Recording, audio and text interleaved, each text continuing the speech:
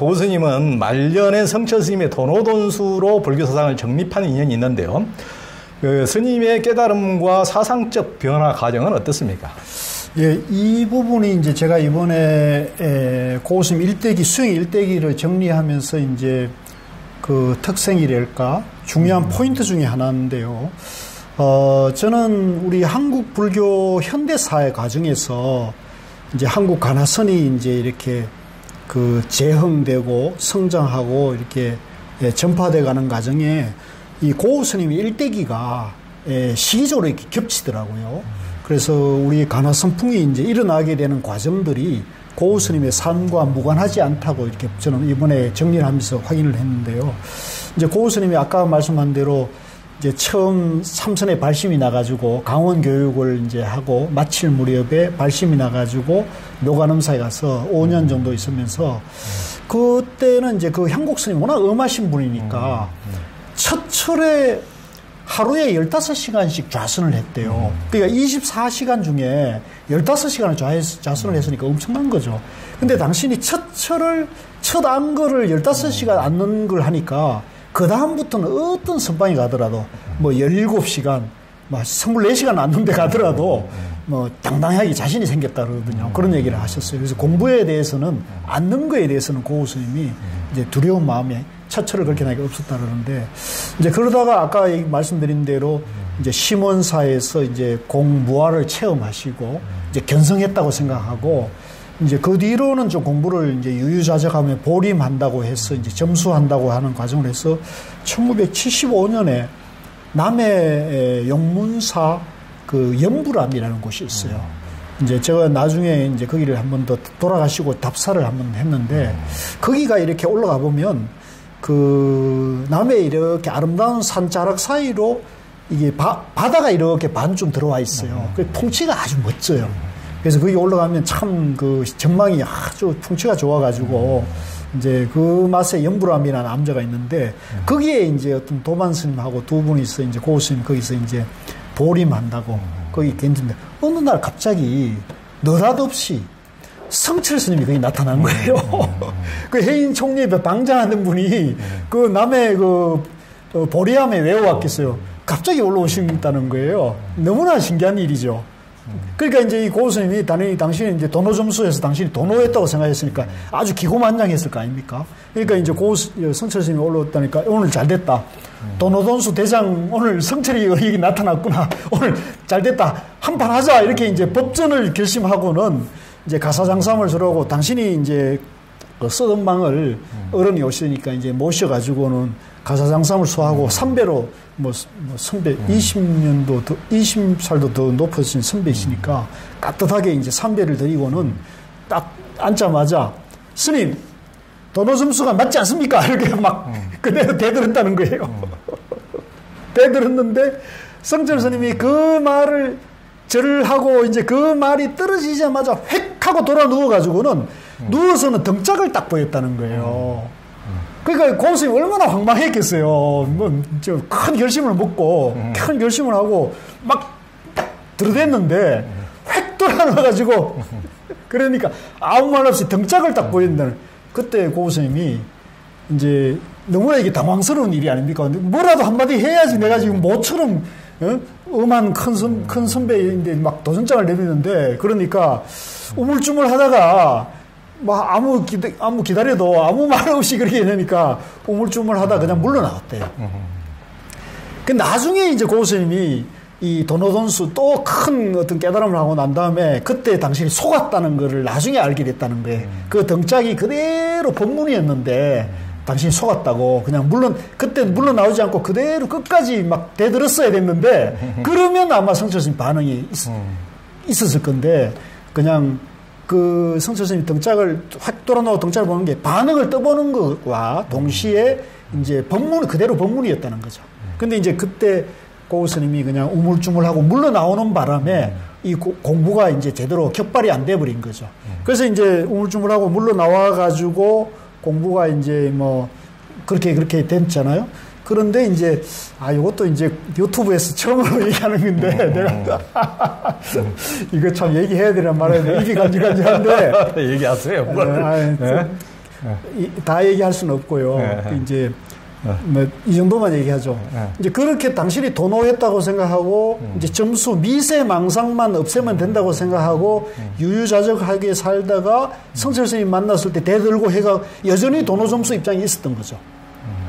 그런데 무슨 하나의 사건이 있어가지고 그 사건의 내용은 내가 오늘 얘기할 수는 없습니다. 사건이 있었는데 그거는 고스님하고 나하고 둘만의 얘기인데 사건이 있었는데 당신 마음이 좀 흔들리더래요. 네, 마음이 좀 흔들리더래요.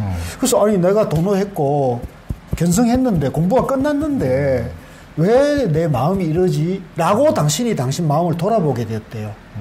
네, 그럴 정도로 큰 일이 있었던 거죠. 그래서 그거를 돌아보시면서 도노 점수해서 공부가 끝난 줄 알았던데 내 마음이 이런 걸 보니까 내가 공부가 끝난 게 아니구나라고 당신이 결론에 이르는 거예요. 그러고는 이제 각화사 제방을 이제 다니다가 1987년에 각화사 동암에 이제 각화사 동암이 아주 거기도 뭐 도인들이 많이 나온 곳이죠. 그렇죠. 예. 거기에 이제 올라가서 혼자서 이제 정진을 하는데 하루는 이제 정진하는데 너무 이제 그 앉아 있는데 피곤하니까 그 자리에 그냥 훌렁 누웠대요. 혼자 계시니까 누워 있는데 여기처럼 이렇게 인법당인데 누워가지고 이렇게 보니까 부처님이 이렇게 위에서 앉아 계신 거예요. 내려다보고 계신데. 너무 죄송해가지고 미안한 마음에서 일어나가지고 옆에 지대방으로 가가지고 이제 거기서 누웠대요. 피곤해가지고. 근데 우연히 그 지대방 머리 옆에 책이 한 권 있는데 책을 이렇게 보니까 육조단경 덕이본이 있더래요. 육조단경 덕이본이 있는데 우연히 이렇게 누워서 뭐 이렇게 들썩들썩 하다 보니까 그 정의의 불이품이 있는 게 그 대목을 봤는데 그 대목이 전에도 뭐 육조단경을 보신 분임에도 불구하고 우연히 본 기적인데 뭐라고 그랬냐면 정과 해가 하나가 돼도 비도다. 정과 해가 보통 하나가 되면 도라고 우리는 보통 많이 하거든요. 그래서 뭐 정의 쌍순이 이런 말을 하는데 정과 해가 하나가 되어도 도가 아니다. 정과 해가 하나가 되어서 통렬하게 흘러야 한다. 자유자재해야 한다는 얘기를 딱 해야 통유해야 도다 이런 대목을 딱 보고는 거기서 아주 강렬한 그런 강한 체험을 했대요. 그 전에 심원사에서 71년에 심원사에서 깨달은 도노 체험하고는 차원이 다른 아주 강렬한 체험을 하게 됐대요. 그래서 그때 이제 당신이 몇 년 동안 백척간두 진일보라는 그 선어가 있잖아요. 백척간두, 백척장대 위에서 한 걸음 더 내디뎌야 깨달음이라는 대목이 나오는데 그게 막혀가지고 당신이 몇 년 동안 고심을 했대요. 예. 그러니까 도노해도 그런 데서 이제 걸려 있었던 거죠. 그래서 이분이 이제 고우스님이 이제 그 통유를 깨치고는 백척간두 진일보 뜻을 깨치게 됐다는 거예요. 저들을 알게 되더래요. 그래서 그러고는 그 체험이 워낙 강렬해서 당신이 이제 그거를 이제 정리하고는 이제는 이제 도를 알았다, 깨달았다 이렇게 생각했는데 여전히 이제 당신이 그런 견처가 이제 이분이 아까도 말했지만 좀 소심했고 저러니까 누구인데 가서 이런 얘기 하기도 그렇고 하니까 이분이 이제 당신이 그런 강력한 체험을 했는데 이것이 어떤 경지 있는지를 갖다가 당신이 좀 알아볼 필요가 있었던 거죠. 그래서 이제 동암에서 사암으로 마침 사암이 비어가지고 각하사 사암이 비어가지고 사암으로 옮겨가지고는 당신 처소를 다시 마련하고는 이제 시중에 나와 있는 선으로 이제 뭐 설린고경총서라든가 그 다음에 이제 그 민족사의 깨달음 총서 같은 게 유명했거든요. 그런 거를 막 한 짐을 사놓고는 당신 그 책 보는 공간을 만들어 놓고는 이렇게 쌓아놓고는 한 권씩 빼가지고 보고는 쭉 검토를 하고 난 다음에 다 본 거는 이쪽에 놓고 이렇게 해서 쭉 검토하던 끝에 성철 스님의 그 본지풍광하고 선문정로를 보고는 이 선문정로가 성철 스님 개인 견해가 아니라 모든 조사 선지식들의 일관된 선의 바른 안목이었구나 하는 것을 갖다가 공감을 하게 됐답니다. 그래서 그 선문정로를 나중에 고우스님 보시면 당신이 너무나 좋아가지고 10번도 넘게 선문정로를 보셨다 그러거든요. 그래서 이제 그걸 보면서 성철 스님이 개인 의견이 아니고 도노돈수라는 것이 이 서옹 스님, 향곡 스님, 이 성철 스님 이런 선문의 바른 안목이라는 것을 정립을 하고 도노 점수는 교학의 입장이라는 거. 그래서 불교도 이제 선의 길이 있고 교의 길이 있잖아요.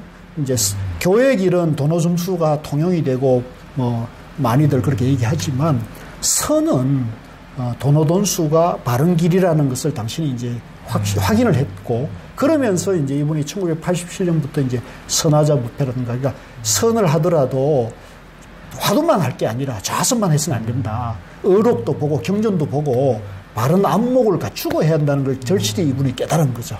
그래서 이제 선하자 부패도 하고 나중에는 이제 저와 많은 후학들에게 고스님 아시다시피 불교를 바르게 공부해서 정견을 갖추고 참선을 해야 한다는 얘기를 강조하셨잖아요. 그게 이제 성철 스님도 이제 그 말씀을 많이 하셨더라고요. 성철 스님은 수자 스님들이 이제 화두 얘기하면은 수자가 사상 정립도 안 됐는데 무슨 화두를 한다고 그러냐. 참선을 한다면 무슨 이제 야단치는 대목이 나와요. 이제 그거 같은 맥락입니다. 수자가 참선을 하려고 하더라도 불교에 대해서 바르게 안목을 갖추고 사상이 정립되고 해야지 무턱대고 좌선만 하고 화두한다고 되는 게 아니다.